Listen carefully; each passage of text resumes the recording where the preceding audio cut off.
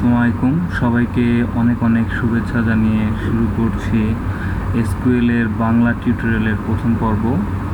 তো আমাদের SQL tutorial শুরু করার আগে আমাদের জেনে নিতে হবে আসলে এসকিউএলটা কী এবং এটা কেন ইউজ করা হয়। তো এসকিউএল যদি আমরা ইলিবরেট করি তাহলে এর অর্থ দ্বারা হচ্ছে স্ট্রাকচার কুয়েরি ল্যাঙ্গুয়েজ। তো এই স্ট্রাকচার কুয়েরি ল্যাঙ্গুয়েজটা দিয়ে আসলে আমরা ডাটাবেস ম্যানিপুলেট করার জন্য এবং ডাটাবেজের ডাটাগুলোকে দিয়ে ম্যানিপুলেট করে কোনো কিছু করার জন্য আমরা আসলে এসকিউএল ল্যাঙ্গুয়েজ ইউজ করে থাকি।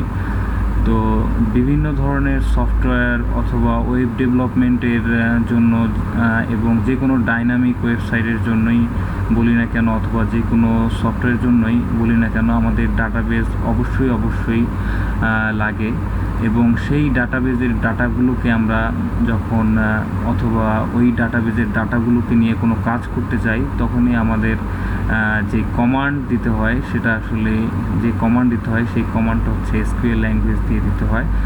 তো আমাদের এই এসকিউএল ল্যাঙ্গুয়েজটা কমান্ডগুলো অনেক সহজ অন্যান্য ল্যাঙ্গুয়েজের তুলনায়। তো আমরা এই এসকিউএল ল্যাঙ্গুয়েজটা ইউজ করার জন্য যে সফটওয়্যারটি ইউজ করব তার নাম হচ্ছে জ্যাম্প। তো আমার জ্যাম্প সফটওয়্যারটি ইনস্টল করাই আছে। তো আমি এখানে জাস্ট একটি লিঙ্ক দেখাচ্ছি। তো এই লিঙ্কে গিয়ে আপনারা জ্যাম্পের এখানে অনেকগুলো ভার্সন আছে। তো আমি মূলত জ্যাম্পের 1.8.33 ভার্সনটি ইউজ করছি। তো আপনারা চাইলে যে কোনো লেটেস্ট ভার্সন আপনারা এখান থেকে ডাউনলোড দিতে পারেন এবং এখানে ক্লিক করলেই আপনার জ্যাম্প ডাউনলোড হওয়া শুরু করবে এবং যখন এটি ডাউনলোড হবে এরপর আপনারা অন্যান্য যে কোনো সফটওয়্যারের মতোই নেক্সট করে ক্লিক করে সফটওয়্যারটি ইনস্টল করতে পারবেন। তো এই সফটওয়্যারটি ইনস্টল করার পরে হয়তো যখন আপনারা এই জ্যাম্প সার্ভারে এই আইকনটা যখন আপনারা অথবা ইনস্টল করার পরে আপনারা পিসিতে সার্চ দিয়ে জ্যাম্প সার্ভারটি এখানে নিয়ে আসতে পারেন অথবা আমি এখানে উইন্ডোজ 8.1 ইউজ করছি তাই আমি এখানে সার্চ বারে গিয়ে জ্যাম্প টাইপ করে জ্যাম্প নিয়ে আসলাম এবং এখান থেকে আমরা ওপেন করতে পারি। তো জ্যাম্প যখন আপনারা ওপেন করবেন তখন আপনাদের মূলত দুটি জিনিস স্টার্ট করতে হবে, একটা হচ্ছে অ্যাপাচি এবং দ্বিতীয়টি হচ্ছে মাইএসকিউএল। তো অ্যাপাচিটা মূলত হচ্ছে আমাদের লোকাল সার্ভার তৈরি করার জন্য আমরা অ্যাপাচিটা ইউজ করব এবং মাইএসকিউএলটা স্টার্ট করতে হবে আমাদের ডাটাবেস এর জন্য। এই দুটো আমরা স্টার্ট করব। তো যখন আমরা স্টার্ট বারে ক্লিক করব তখন এটি স্টার্ট হবে এবং আমাদের একটি লোকাল সার্ভার তৈরি হয়ে যাবে এবং যখন মাইএসকিউএলে ক্লিক করব তখন আমাদের লোকাল সার্ভারের সেই ডাটাবেস নিয়ে আমরা কাজ করতে পারবো। তো অনেক সময় আমাদের জ্যাম্প ইনস্টল দেওয়ার পরেও এটা হয়তো এইভাবে ওপেন নাও হতে পারে, অনেকের ক্ষেত্রে এখানে অনেক ইরর আসতে পারে। তো সেক্ষেত্রে আমরা দুটো কাজ করতে পারি। এক হলো আমাদের যাদের স্কাইপি ইনস্টল থাকে তো আমাদের প্রথমেই স্কাইপি আর জ্যাম্প 80 পোর্ট দুটোই একই সাথে ইউজ করে। এই কারণেই স্কাইপি আগের থেকে ইনস্টল করা থাকলে স্কাইপির এই পোর্ট অ্যাড্রেসটি তুলে দিতে হবে। তো আমি এখানে দেখাচ্ছি যে যদি বাই চান্স আপনাদের জ্যাম্পটি ঠিকমতো কাজ না করে তাহলে স্কাইপির টুলসে গিয়ে আমার এটা আসলে একটু ওপেন হতে একটু লেট হচ্ছে।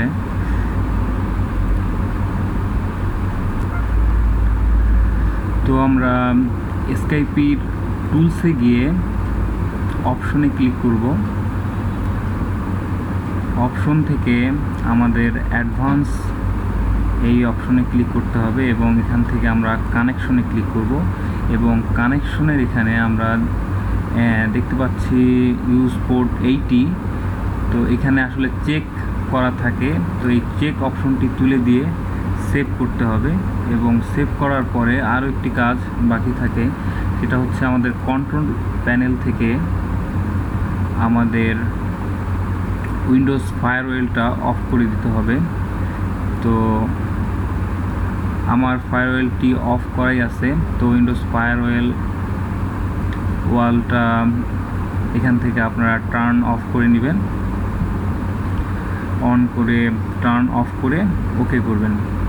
এরপরে পিসিটাকে একবার রিস্টার্ট দিয়ে নেবেন। তো ইনশাআল্লাহ রিস্টার্টের পরে আশা করি অ্যাপাচিটা ঠিকঠাক কাজ করবে। তো যাই হোক, তো অ্যাপাচি যখন ওপেন হবে তখন আপনারা অ্যাপাচিতে কাজ করার জন্য, জ্যাম্পে কাজ করার জন্য আপনারা লোকাল হোস্ট টাইপ করবেন, লোকাল হোস্ট এবং এন্টার চাপ দিলাম। এরপরে যে কোনো আপনার প্রথম ইনস্টল করার সময় আপনাকে যে কোনো একটি ল্যাঙ্গুয়েজ সিলেক্ট করতে হতে পারে। তো আমার এখানে ওই অপশনটি দেখাচ্ছে না, কারণ আমার এটা ইনস্টল করা আছে।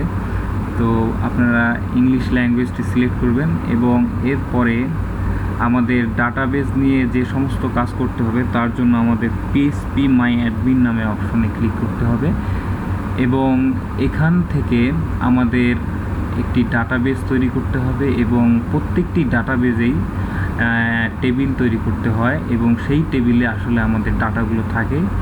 এবং আপনারা দেখতে পাচ্ছেন এখানে আমার অনেকগুলো ডাটাবেস তৈরি করা এবং এখানে একটি ব্যাংক নামে আমার ডাটাবেস তৈরি করা আছে এবং এই ব্যাংকের মধ্যে আমার এখানে 2 3 4 5 6টি টেবিল তৈরি করা আছে।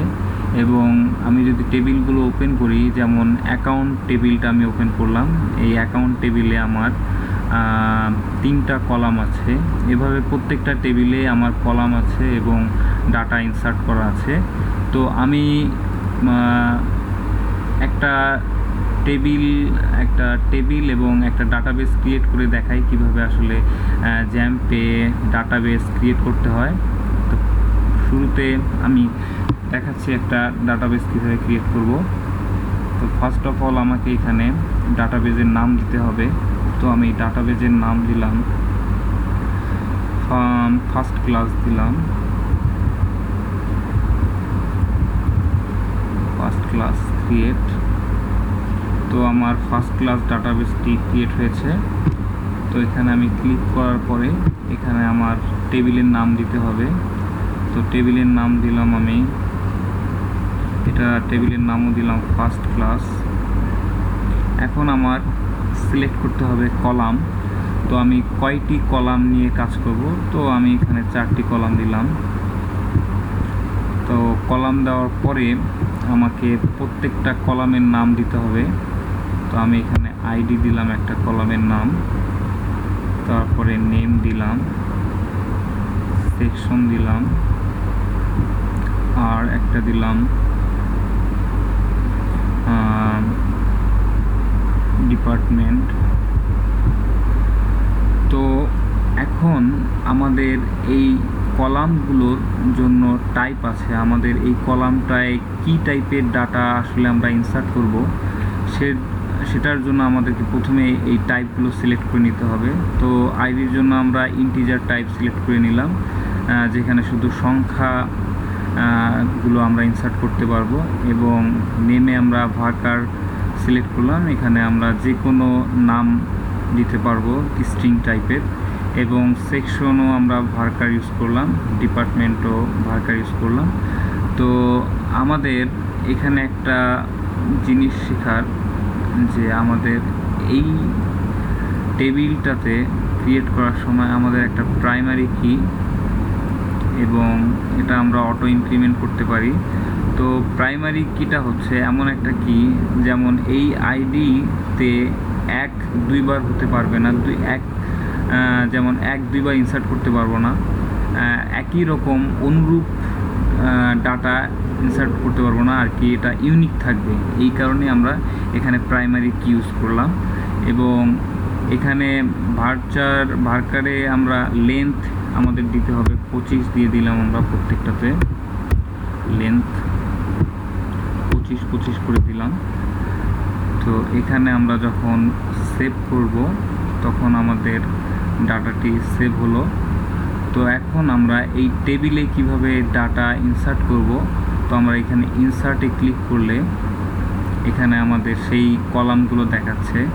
তো আমি যেহেতু আইডিটাকে অটো ইনক্রিমেন্ট করেছি সেহেতু আমি এখানে কিছু লিখলাম না। এটা অটোমেটিকলি 1 2 3 এভাবে করে আমরা যত ডাটা লিখতে থাকবো ততবার করে এটা বাড়তে থাকবে। যেমন আমি এখানে লিখলাম নেম সৈয়দ নাইম, সেকশন ই, ডিপার্টমেন্ট সিএসসি। চাইলে আমি আরও ডাটা ইনসার্ট করতে পারি। এখানে আমি নেম দিলাম রথি, সেকশন ই, ডিপার্টমেন্ট সিএসসি। তো আমি গোয়ে ক্লিক করলাম। তো এখন আমরা যদি ব্রাউজ করি তাহলে আমরা দেখতে পারবো আসলে আমরা কি ডাটা ইনসার্ট করেছি। তো এখানে আমরা দেখতে পাচ্ছি আইডি, নেম, সেকশন, ডিপার্টমেন্ট। তো যেহেতু আমরা আইডিটা অটো ইনক্রিমেন্ট করেছি এবং প্রাইমারি করেছি, এ কারণে আইডিটা প্রথমে 1 হয়েছে এবং এটা ইউনিক। এর মতো দ্বিতীয় আইডিটাও 1 হয়নি, কারণ এটা প্রাইমারি কি। দ্বিতীয় আইডিটা 2 হলো অটো ইনক্রিমেন্ট করে, এবং আমরা প্রথমে যে ডাটাটা ইনসার্ট করেছিলাম সেটা হলো সৈয়দ নাইম, সেকশন ই, ডিপার্টমেন্ট সিএসসি। এরপরে ডাটাটি ছিল রথি ই সিএসসি। তো আমাদের এই এসকিউএল ল্যাঙ্গুয়েজ দিয়ে আমাদের এই ডাটাবেজের টেবিল নিয়ে বিভিন্ন ধরনের কাজ, কিভাবে আমরা এই ডাটাগুলোকে বিভিন্ন ধরনের কমান্ড দিয়ে বিভিন্ন ধরনের কাজ করতে পারি, সেটাই শেখার উদ্দেশ্য হচ্ছে আমার এই টিউটোরিয়াল এর মূল উদ্দেশ্য। তো আমি মূলত এই প্রথম টিউটোরিয়ালে যা যা আমরা শিখব তা একবার দেখে নিই। তো আমরা প্রথম টিউটোরিয়ালে শিখব select statement, distinct statement, where statement, and or operator, like operator, between operator, order by keyword. এই কয়েকটি জিনিস আমরা প্রথম লেকচারে শিখব। তো কথা না বাড়িয়ে আমরা এই জিনিসগুলো শিখে নিই। তো আমাদের ফার্স্ট ক্লাস ডাটাবেজে ফার্স্ট ক্লাস টেবিলে আমরা এই ডাটাগুলো ইনসার্ট করেছি। তো আমি এই ডাটাবেজ নিয়ে আসলে কাজ করব না। আমি এইখানে আমার একটা ব্যাংক নামে ডাটাবেজ আছে, এবং এখানে আমরা লোন নামের যেই টেবিলটা আছে সেটা নিয়ে আমরা কাজ করব। তো আমি ওইভাবেই আসলে এখানে কিছু ডাটা ইনসার্ট করছি। তো এখানে আপনারা দেখতে পাচ্ছেন 3টা কলাম আছে, এবং প্রত্যেকটা কলামে আমাদের ডাটা ইনসার্ট করা আছে। তো আমরা প্রথমে শিখব সিলেক্ট স্টেটমেন্ট, কিভাবে আসলে সিলেক্ট স্টেটমেন্ট ইউজ করা হয়। তো পরীক্ষার সময় আমাদের এমন বলা থাকে যে অমুক টেবিল থেকে এই ডাটাগুলো আমাদেরকে দেখাও বা ফাইন্ড আউট করো। তো যদি আমাদের যেমন যদি বলা হয় যে আমাদের লোন টেবিল থেকে আমাদের ব্রাঞ্চ নেমগুলো ফাইন্ড আউট করতে যদি বলা হয়, তাহলে আমরা কি কমান্ড ইউজ করব। তো আমাদের এর জন্য যে কোনো কিছু ফাইন্ড আউট করার জন্য আমাদের সিলেক্ট স্টেটমেন্ট ইউজ করতে হয়। তো আমাদের সিলেক্ট স্টেটমেন্ট ইউজ করার জন্য আমরা প্রথমে কমান্ড লিখব সিলেক্ট।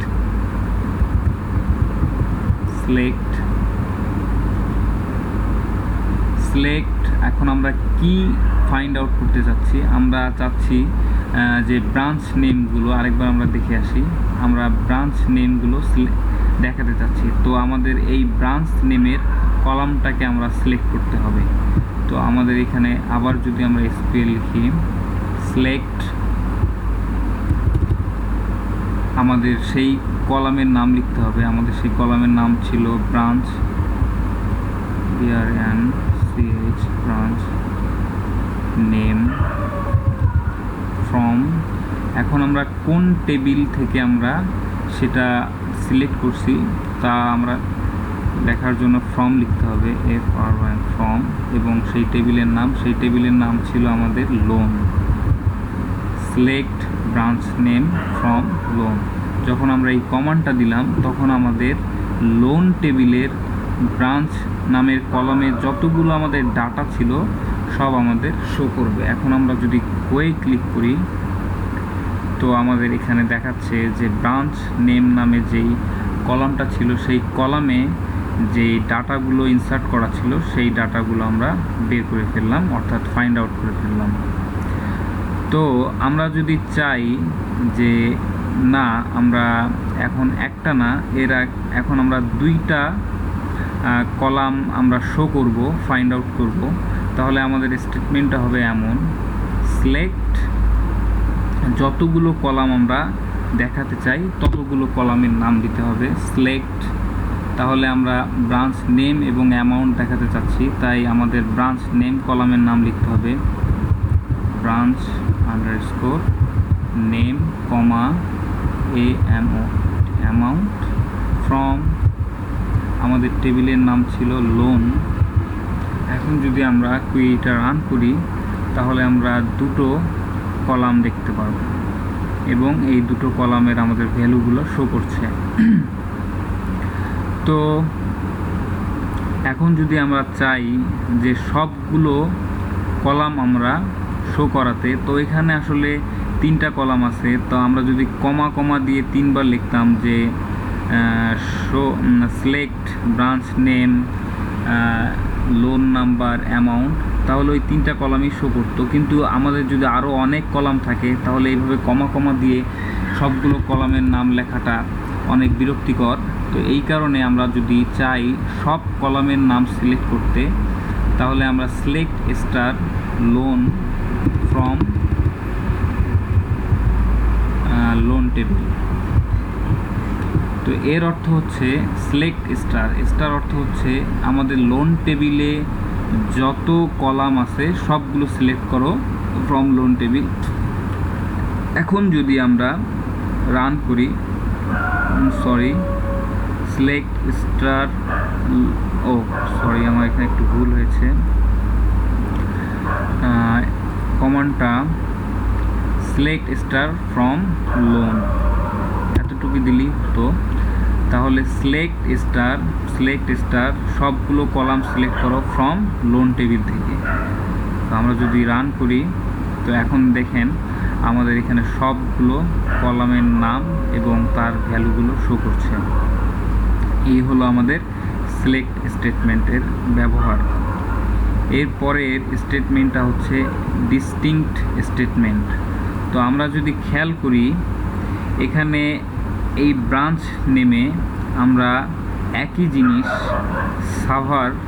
সাভার দুইবার রিপিট হচ্ছে। তো আমরা যদি ডিস্টিংক্ট কমান্ডটা ইউজ করি তাহলে এই সাভারটা আসলে একবার আমাদের শো করবে। তো আমরা কিভাবে এই ডিস্টিংক্ট কমান্ডটা ইউজ করব, সিলেক্ট ডিস্টিংক্ট, আমাদের এরপরে কলামের নাম দিতে হবে select distinct branch name from loan. এখন আমরা যদি রান করি তাহলে আমরা দেখতে পাবো যে এখন সাভার একবারই শুধু আসছে। তো এইভাবে আমরা ডিস্টিংক্ট কমান্ডের মাধ্যমে যে কোনো ডাটাবেজের ডাটা রিপিট হওয়া থেকে আমরা বিরত রাখতে পারি। এটা হচ্ছে ডিস্টিংক্ট এর কাজ। তো এরপরে আমরা দেখব হোয়ারের ব্যবহার। তো হোয়ারটা আসলে কন্ডিশন এর ক্ষেত্রে আমরা ইউজ করি। তো যেমন আমরা যদি এখানে দেখি যে এখানে বিভিন্ন ধরনের ডাটা ইনসার্ট করা আছে।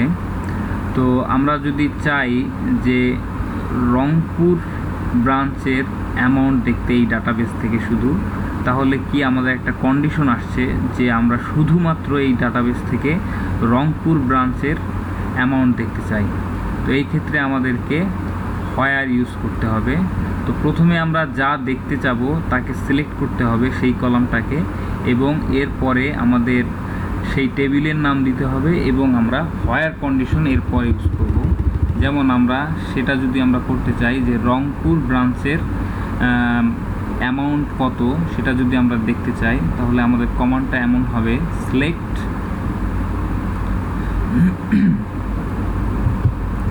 Branch name from loan where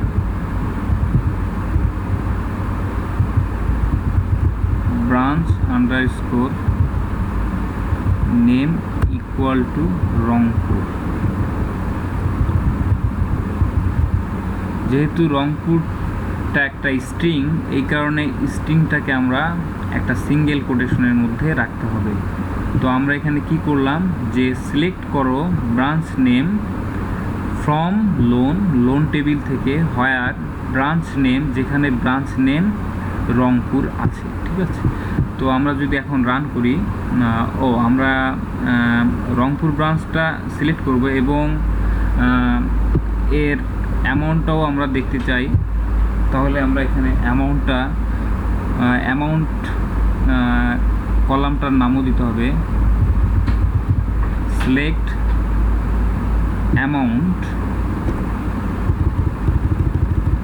from loan where branch name equal to Rangpur. তার মানে হচ্ছে যে অ্যামাউন্ট কলাম সিলেক্ট করো ফ্রম লোন টেবিল থেকে where branch name equal to Rangpur, যেখানে ব্রাঞ্চ নেমের নাম রংপুর, সেই ব্রাঞ্চ নেমের অ্যামাউন্টটা আমাদের শো করো। আমি যদি এখন বইয়ে ক্লিক করি তাহলে আমরা দেখতে পাচ্ছি 9000 দেখাচ্ছে। তো আমাদের এখানে যদি আমরা দেখি যে আমাদের রংপুর ব্রাঞ্চের অ্যামাউন্ট ছিল 9000। তো এইভাবে আমরা হোয়ার ইউজ করতে পারি। এরপরে অ্যান্ড এবং অর অপারেটর আমরা কিভাবে ইউজ করব। তো অ্যান্ড এবং অর অপারেটর, অ্যান্ড অপারেটর হচ্ছে যে যখন দুইটা শর্ত আমাদের সত্যি হবে তখন আমরা অ্যান্ড অপারেটর ইউজ করব, এবং অর অপারেটরটা যে কোনো একটা আমাদের শর্ত যখন সত্য হবে তখন অর অপারেটরটা আমরা ইউজ করব। যেমন আমরা যদি এই টেবিলে দেখি যে আমরা চাই যদি যে রংপুর এবং দিনাজপুর এর অ্যামাউন্টটা দেখতে, সেক্ষেত্রে আমাদের এসকিউএলটা কেমন হবে।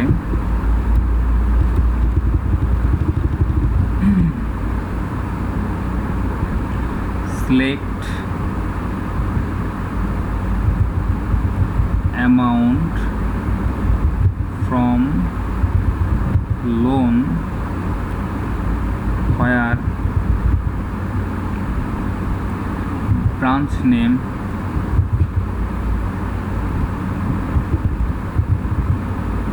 equal to Rangpur and branch name equal to Dinajpur. তাহলে আমরা এখানে কি চাচ্ছি, আমরা রংপুর এবং দিনাজপুর ব্রাঞ্চের অ্যামাউন্টটা দেখতে চাচ্ছি। তো আমরা যেহেতু অ্যামাউন্ট টেবিলে আমাদের সব ব্রাঞ্চের অ্যামাউন্টগুলো দেওয়া আছে, তাই আমরা সিলেক্ট করলাম অ্যামাউন্ট কলামকে ফ্রম লোন টেবিল থেকে হোয়ার, যেখানে ব্রাঞ্চ নেম রংপুর এবং ব্রাঞ্চ নেম দিনাজপুর। তো আমরা যদি এখন গো করি, সিলেক্ট অ্যামাউন্ট আননোন কলাম, আচ্ছা ব্রাঞ্চ PRNC, আচ্ছা আমার এখানে একটু মিস্টেক হয়ে গেছে, branch name PRNC branch name. এখন গো করি, Dinajpur, select amount from loan where branch name equal two and branch name equal to Dinajpur.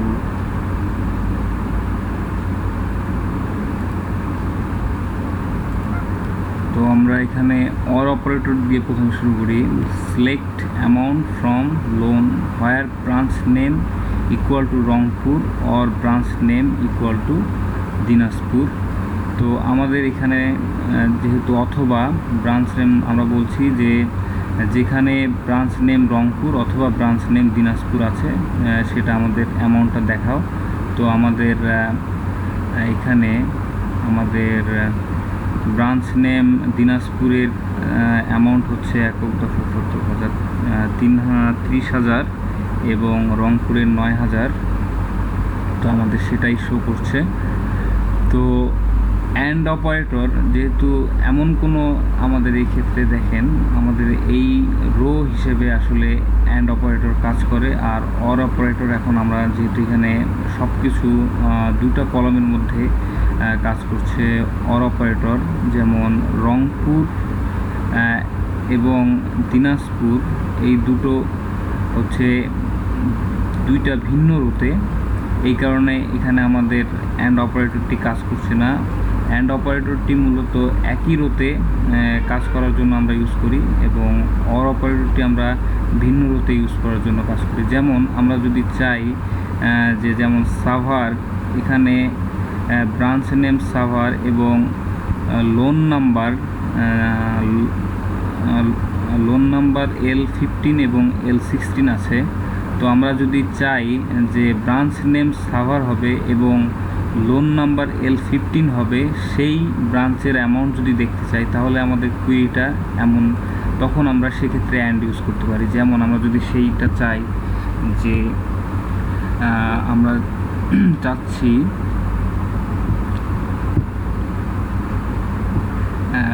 যেই ব্রাঞ্চ নেম সাভার এবং লোন নাম্বার 15 সেই ব্রাঞ্চের অ্যামাউন্ট কত তা দেখতে যাচ্ছে, তাহলে আমাদের কুইরিটা এমন হবে সিলেক্ট, যা আমরা দেখাতে চাই সেটা হচ্ছে amount from loan where branch name equal to Savar and loan number equal to L15। তাহলে আমরা এখন দেখি কি দেখায়। তাহলে আমাদের দেখাচ্ছে অ্যামাউন্ট 5,000 একক দশক।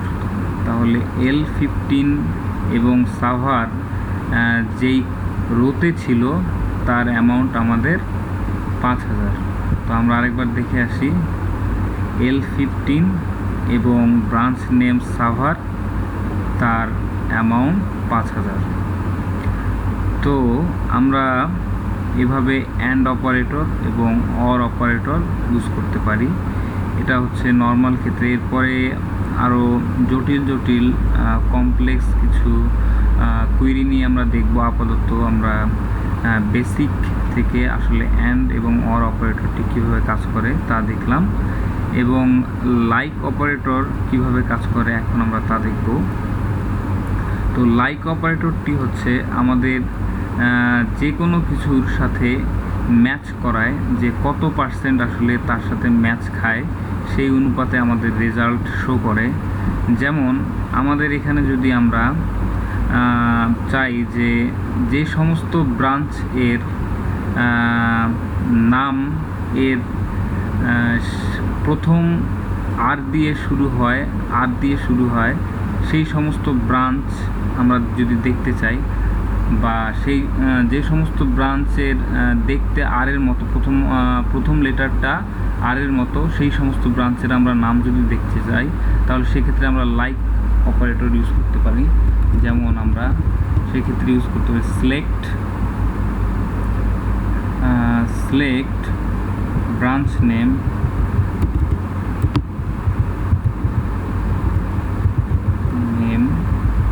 from loan where like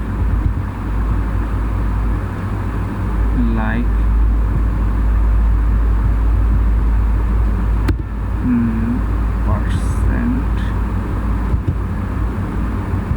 আর যেহেতু স্ট্রিং আমাদেরকে কোটেশন দিতে হবে এবং এরপরে আমরা পার্সেন্ট দিলাম এবং কোটেশন শেষ করলাম। select branch name from loan like RA.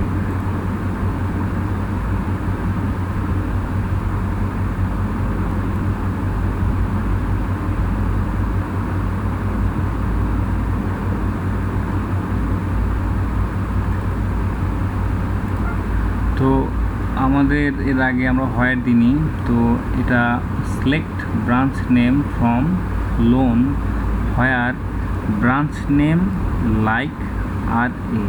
তার মানে হচ্ছে যে আমাদের ব্রাঞ্চ যেই সমস্ত ব্রাঞ্চের নামের শুরুটা, যেমন আমরা এখানে কি শুরু আর এ দিয়েছি এবং শেষে পার্সেন্টেজ দিয়েছি, তার মানে হচ্ছে যে যে সমস্ত ব্রাঞ্চের নামের শুরুটা আর এ দিয়ে এবং সেই সমস্ত ব্রাঞ্চগুলোই আমাদেরকে দেখাচ্ছে। যেমন আর এ দিয়ে আমাদের রংপুর হয়, সেই কারণে আমাদের রংপুর দেখাচ্ছে।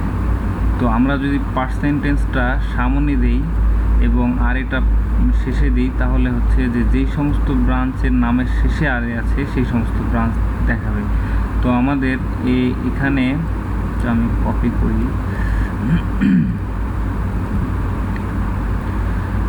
যেমন AR, তারপরে UR, আচ্ছা UR, যেমন UR রংপুরেও আছে, দিনাজপুরেও আছে। তাহলে আমরা URটা দিয়ে একটা কুইরি লিখি, তাহলে আমাদের একটু স্পষ্ট হবে। Select branch name from loan where branch name like %UR। এখন পার্সেন্টটা আগে দেওয়ার পরে URটা শেষে দেওয়া অর্থ হচ্ছে যে যে সমস্ত স্ট্রিংয়ের শেষে UR আছে সেই সমস্ত স্ট্রিং শো করবে। তো যেহেতু আমাদের রংপুর আর দিনাজপুরের শেষে UR আছে, তাহলে আমাদের রংপুর আর দিনাজপুর শো করার কথা। তো আমাদের এখানে দেখেন, আমাদের এখানে রংপুর মিরপুর, যেহেতু UR আছে তাহলে রংপুর মিরপুর এবং দিনাজপুর শো করেছে। এবং আমরা দেখলাম যে শুরুতে এবং শেষে কিভাবে আমরা পার্সেন্টেজ ইউজ করতে পারি। এখন আমরা যদি চাই যে যে কোনো অংশে যদি এমন অংশটা থাকে, যেমন আমরা যদি চাই RP এটা কি মাঝখানের অংশ বা যে কোনো অংশের সাথে ম্যাচ খায় এমন কোনো অংশ যদি আমরা মিলিয়ে ডাটা শো করতে চাই, তাহলে আমরা সেটা কিভাবে আমরা দেখাবো সেটা আমরা একটু দেখি। যেমন আমরা যদি চাই এখানে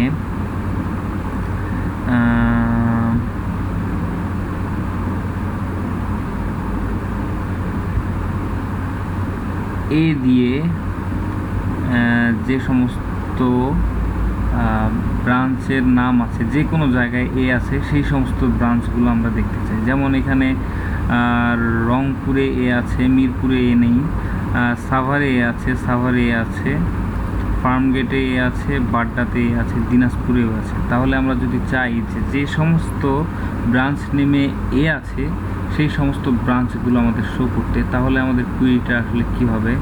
তাহলে আমাদের কুইরিটা আসলে এইভাবে, আমরা যদি এ পার্সেন্টেজ এর সামনে এবং পিছনে, অর্থাৎ এটা আমাদের অবস্থান করবে মাঝখানে এবং এর দুই পাশে যদি পার্সেন্টেজ দেই, তাহলে যে সমস্ত আমাদের ব্রাঞ্চ নেমে এ আছে সেই সমস্ত ব্রাঞ্চ নেমগুলো আমাদের শো করবে। তো আমরা এখানে select branch name, select branch name from loan where branch name like A। এখন যদি আমরা কুইরিটা রান করি, তাহলে আমরা এ দিয়ে যত ব্রাঞ্চের নাম আছে সবগুলো আমাদের শো করছে। যেমন আমাদের মিরপুরে এ ছিল না, তাই আমাদের মিরপুর বাদে যতগুলো ব্রাঞ্চে এ আছে সেগুলো আমাদের সব ফাইন্ড আউট হয়ে গেল। তো এরপরে আমরা বিটুইন অপারেটরটি দেখব। বিটুইন অপারেটরটি হচ্ছে এত থেকে এত, এই টাইপের ক্ষেত্রে আমরা ইউজ করতে পারি। যেমন আমাদের এখানে depositor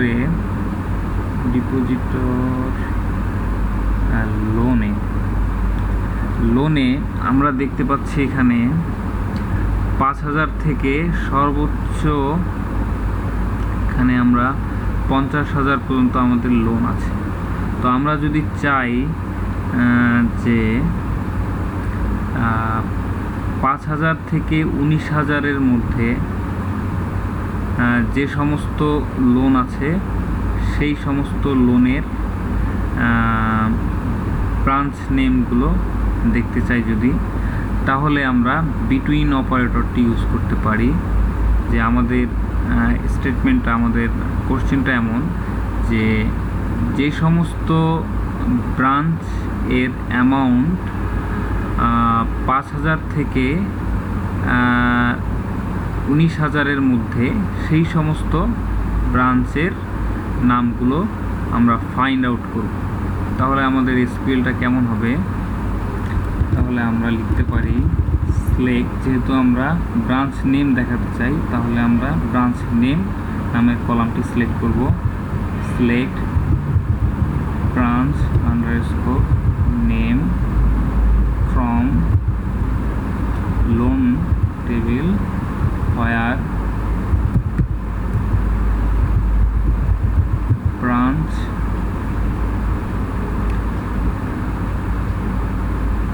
where amount equal amount between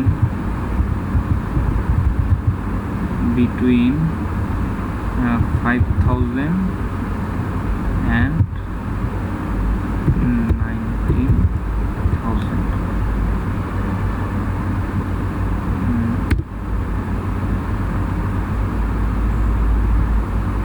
তাহলে আমরা করি, তাহলে আমরা দেখতে পাচ্ছি যে রংপুর, মিরপুর, সাভার এই কয়েকটা ব্রাঞ্চের অ্যামাউন্ট ছিল 5,000 থেকে 19,000-এর মধ্যে। এই স্টেটমেন্টটা হচ্ছে select branch name from loan where amount, যেহেতু আমাদের অ্যামাউন্ট দিয়ে আমরা শর্তটা কম্পেয়ার করছি, অ্যামাউন্ট কলামের নাম লিখলাম,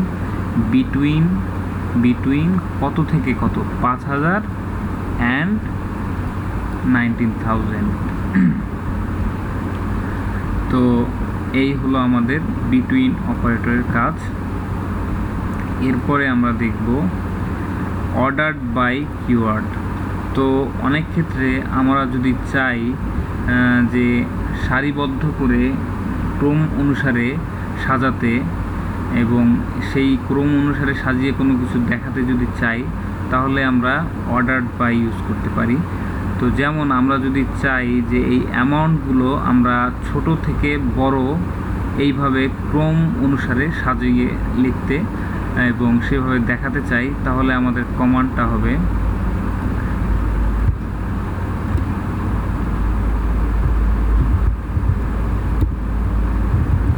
select amount from loan ordered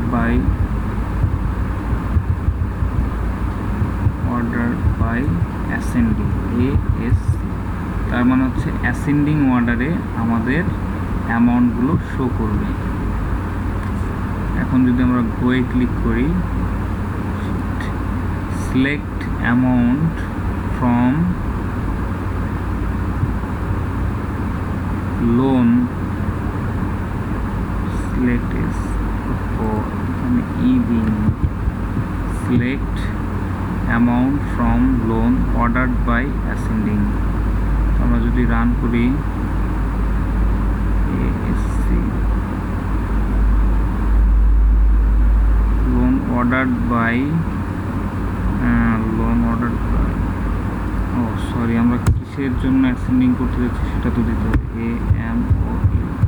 amount অর্ডারড by amount, তাহলে আমরা select amount from loan ordered by amount ASC, তার মানে বলছি যে অ্যামাউন্ট কলামের ডাটাগুলো আমাদেরকে অ্যাসেন্ডিং অর্ডারে দেখাও। এখন আমরা যদি রান করি তাহলে দেখি যে আমাদের অ্যামাউন্টগুলো 5,000, 5,000, 9,000, 10,000 এভাবে ছোট থেকে ক্রম অনুসারে বড় ডাটাগুলো আমাদের দেখাচ্ছে। তাহলে আমাদের কমান্ডটা এইভাবে হবে, select amount from loan ordered by amount AC. যেই কলামের অর্ডার অনুসারে আমরা সাজাবো অর্ডার্ড বাই, এরপরে আমাদের কলামের নাম লিখতে হবে এবং তারপরে অ্যাসেন্ডিং অর ডিসেন্ডিং অর্ডার লিখতে হবে। এখন যদি আমরা চাই যে না বড় থেকে ছোটোতে আমরা দেখতে চাই, তাহলে আমরা অ্যাসেন্ডিংয়ের স্থলে ডিসেন্ডিং আমরা ইউজ করতে পারি। তো আমরা এখানে পেস্ট করলাম descending, DESC, descending order. Descending অর্ডারে আমাদেরকে দেখাচ্ছে 50,000, 40,000, 30,000, এভাবে আমাদের বড় থেকে ছোটোতে দেখাচ্ছে। এরপর আমাদের অর্ডার্ড বাই কিওয়ার্ডের পরেও আমরা আরেকটা আছে গ্রুপ বাই। তো গ্রুপটা আসলে কি জিনিস আমরা এখান থেকে যদি দেখি, যেমন আমাদের এখানে কাস্টমার নেম এবং কাস্টমার স্ট্রিট এবং কাস্টমার সিটি দেওয়া আছে। তো যেমন আমরা ঢাকা স্ট্রিট এর আন্ডারে যে সমস্ত কাস্টমার তাদের একটা গ্রুপ, এটা গ্রুপ 1 ধরতে পারি। রংপুর স্ট্রিটের আন্ডারে যে সমস্ত কাস্টমার আছে তাদের একটা গ্রুপ হতে পারে, এবং দিনাজপুর ডিস্ট্রিক্টের আন্ডারে যে সমস্ত কাস্টমার আছে তাদের একটা গ্রুপ হতে পারে, এবং সেক্ষেত্রে আমরা গ্রুপ বাই ইউজ করতে পারি। যেমন ঢাকা, এখানে ঢাকা 3টা আছে, তো এই 3টা মিলে আসলে একটা গ্রুপ। রংপুর 3টা আছে, তো এই 3টা মিলে একটা গ্রুপ, এবং দিনাজপুর 3টা আছে, এই দিনাজপুর 2টা আছে, এই 2টা মিলে একটা গ্রুপ। তো আমাদের এখন আমরা এই গ্রুপ বাই কীভাবে ইউজ করব, আমরা যদি চাই যে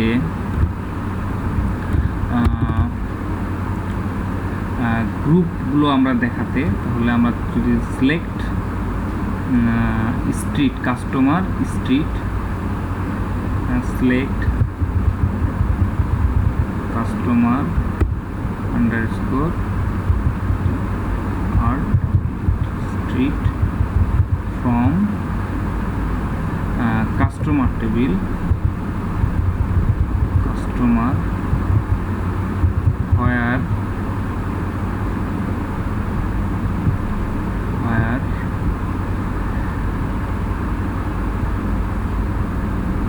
group by table from customer, group